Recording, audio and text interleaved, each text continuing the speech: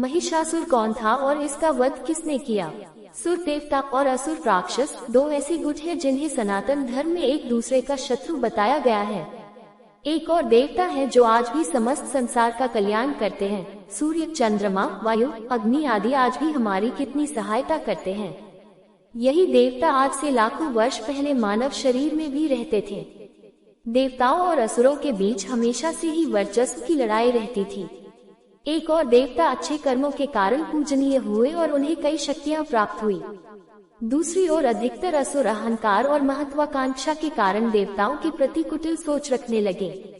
एक बार असुरों के राजा रंभ को एक अप्सरा महिषी से प्रेम हुआ।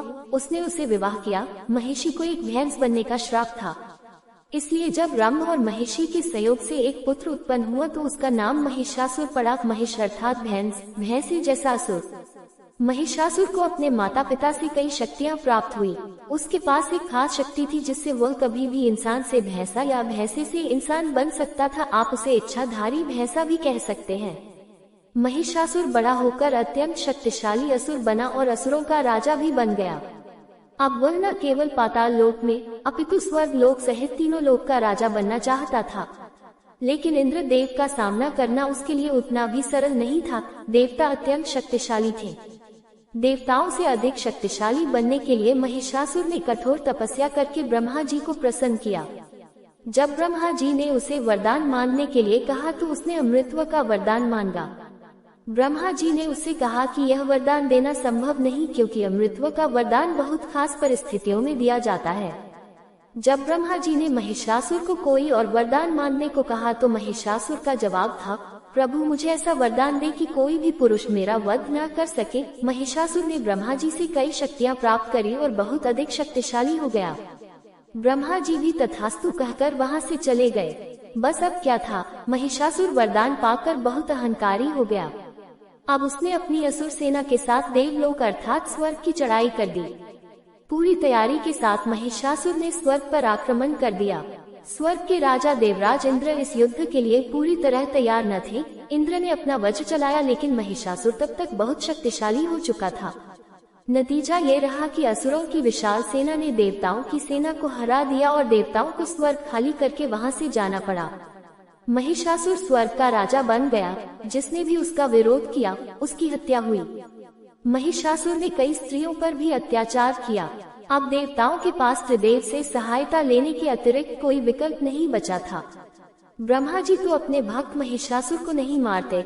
अब देवता भगवान विष्णु की शरण में चले गए। नारायण देवताओं को कैलाश ले गए, क्योंकि शिव जी ही है जिनकी भक्ति देवता और असुर दोनों करते हैं। कहा जाता है विष्णु जी ने महिषासुर से युद्ध करके उसे हरा दिया था, लेकिन ब्रह्मदेव के वरदान का मान रखने के लिए उन्होंने महिषासुर को जीवित छोड़ दिया। अब केवल महादेव ही थे जिन्हें अगर क्रोध आ जाए तो वे ब्रह्मा जी के वरदान के बारे में न सोचते हुए महिषासुर का वध कर देते। देवताओं को महादेव से उम्मीद थी, लेकिन उन्होंने महिषासुर का वध करने से मना कर दिया। अब ब्रह्मा जी, विष्णु जी और शिव जी तीनों महिषासुर का वध करने से मना कर चुके थे। देवता बहुत दुखी हुए। तभी महादेव ने कुछ ऐसा किया जिससे देवता लोग अत्यंत प्रसन्न हुए। शंकर जी ने अपनी अर्धांगिनी यानी पार्वती जी को इस बारे में बताया। महादेव के हाथों महिषासुर का वध ब्रह्मा जी के वरदान के विरुद्ध होता, ब्रह्मा जी का अपमान होता। लेकिन महादेवी पार्वती जी के हाथों महिषासुर का वध तो वरदान का अपमान नहीं होता ना। अब गौरी माता ही इस संकट का समाधान निकाल सकती थी। आदि शक्ति माँ पार्वती को सभी देवताओं ने अपने शस्त्र दिए। स्वयं महादेव ने उन्हें त्रिशूल दिया। महादेव द्वारा महिषासुर का वध नियम विरुद्ध होता, लेकिन ऐसा तो बिल्कुल नहीं था कि महादेव के त्रिशूल द्वारा महिषासुर का वध नियम विरुद्ध हो।